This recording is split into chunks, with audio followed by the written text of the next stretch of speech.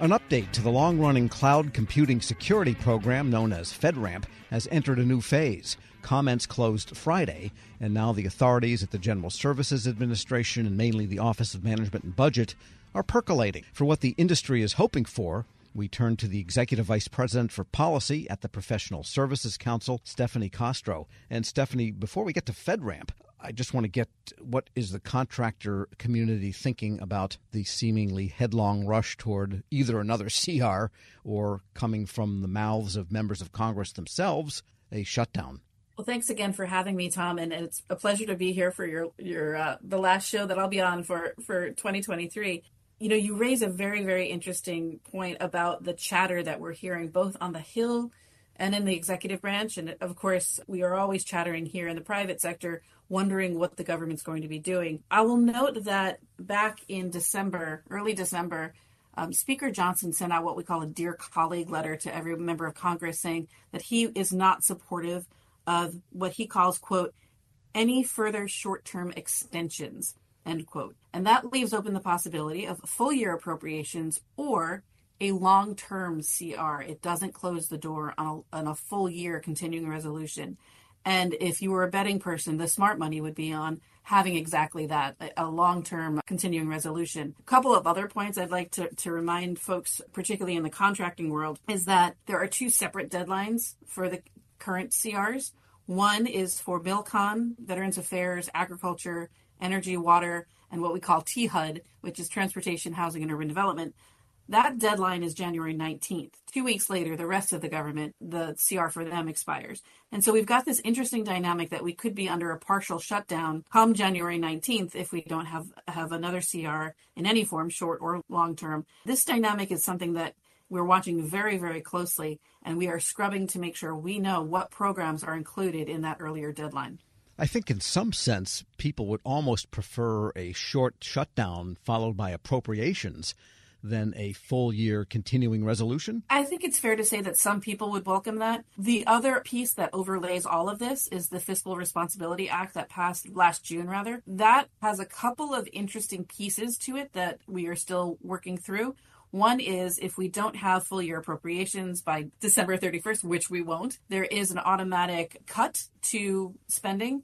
And then if we don't have 12 bills passed for their full year appropriations by April 30th, there's going to be, at least Congress is calling, appropriations process sequestration, where all non-exempt programs are subject to a cut. These are not small cuts. We are looking at something in the order of $130 to $150 billion here in FY24 that are really going to be tough. And I'll give you an example, Tom. One of the exempt programs that the president has indicated will continue to be exempt is military personnel. So if DoD is subject to a cut, like the rest of the government, sequestration, you don't get a choice where programs, are cut. Everyone gets cut. A lot of the cut will be borne by contracts. It's not going to be in the military personnel account. So anything that would have been cut from those accounts gets shifted over probably to contracts. So we are watching very, very closely to see what happens with the sequestration piece here in calendar 24. And getting back to the question of a full year CR, unlike a temporary shutdown, which would be a rolling affair, this would be for the year. The cuts would simply apply across the board, except for those exempt programs you mentioned. Exactly right. Contractors then must be battening down the hatches in many ways. We are recommending that PSC member companies look very carefully at what their programs can sustain. One other element that I want to throw into this mix, Tom, is we've been hearing, again, chatter about how the Hill is negotiating border security, immigration policy, etc. And I understand that folks on the Hill are going to the White House and saying, you can take executive action in this area. You don't need to wait for legislation. But what's all tied up in that is the supplemental piece of the appropriations pie.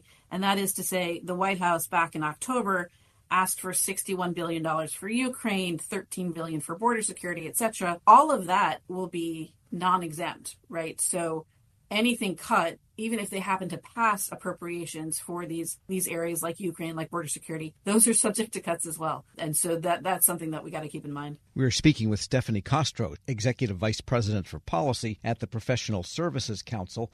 And let's get to FedRAMP. Now, again, the comments are in. People have made what they want to say about these. OMB, I guess, is the main authority here on how this program will be updated. What are you hoping for? OMB circulated a draft memo that it contained guidance for FedRAMP, which, as you know, is the Federal Risk Authorization Management Program, mostly managed by GSA. They received more than 200 sets of comments. PSC is among those. What we are looking for mostly is more collaborative engagement with industry. To be honest, Tom, the cyberspace is fast evolving, and that cannot be said necessarily of government bureaucracy. So when we look at authorization pathways, when we look at continuous monitoring of cloud services, we really have to have very close collaboration so that the government can understand what industry is seeing in the threat domain, but also in what cloud services capabilities and how quickly they are evolving. And so PSC and our member companies are really looking for closer coordination, collaboration, real cooperation between the government and the industry that supports it. In many ways, it seems like FedRAMP has evolved away from, at least to some degree, its original idea, which was that if something is certified for use by this agency because of the FedRAMP process, then everyone else can rest assured that they too can use that cloud service. But that's not how it's actually worked out. It's almost like security clearance, where you have it for the CIA, but it's not good enough for the NSA. Well, reciprocity, Tom, is something that is addressed a lot in this OMB draft memo. And I would mention that, OMB was under no requirement to circulate this publicly for comment. So we welcomed the opportunity to give some real feedback on this draft memo before it goes final.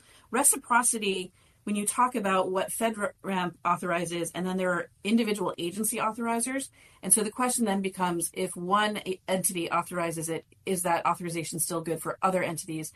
And so this new memo talks about that. It talks about the FedRAMP board. It talks about GSA's role. And we're really looking forward to seeing how this gets implemented. And again, highlighting how important it is to have these iterative conversations with contractors so that they're not stuck in some sort of inflexible regime that we can actually evolve as the threat evolves. And finally, Stephanie, just before Christmas, I guess, and dated yesterday, the proposed rule on the Cybersecurity Maturity Model Certification Program, long awaited by the industry, was issued from the Defense Department. What's the early take on it from the contractor standpoint? Glad you mentioned the timing of all this, Tom, because it really is an early Christmas present or the day after Christmas present, depending on whether you tie yourself to publication. But in discussions with industry about this, the overall sentiment is it's about time. And I mean that in a couple of ways, right? The CMMC interim rule came out in late 2020, just over 3 years ago. And the administration at that time was in no hurry to incorporate language into contracts. And then the Biden administration came in and began a review of CMMC program writ large. And so we've been in holding pattern for just about 3 years now as industry. And, it's a common refrain among those of us at PSC that America's contractors need a consistent approach to cybersecurity, and we also need time to implement the proposed rules. So digesting several hundreds of pages over the holidays is a good start, but it's, again, the beginning of this conversation with the proposed rule. And we've got a couple of points that we've been iterating with our contractor community. What are those points? Well, I'm glad you asked. Again, on that theme of it's about time, we took a pause in terms of CMMC, but the threat did not take a pause. And what we are seeing in trends in cybersecurity now is fundamentally different from what we were seeing 3 years ago when the interim rule was published. And of course, it's going to be different 3 years in the future from now. And so we're really looking at how CMMC itself can evolve as a program, and the requirements have the flexibility so that contractors can meet the threat, whatever it is, wherever it is, and whenever it occurs. The second point that we're highlighting with folks is, the CMMC proposed rule seems to be significantly focused on technical data for weapon systems. And as representatives of the services industry, we are over here jumping up and down saying, don't forget about where the threat is growing in our arena. And that is to say, cybersecurity and cyber vulnerabilities are growing potentially in the services area. And so we're looking to see how CMMC can adapt to not just weapon systems, but to services. Another point is flow down. In our world, we have lots and lots of subcontractors. And so a subcontractor that is working at a 5th sub-tier level or the 10th sub-tier level may not actually know they're on a Department of Defense contract. And they're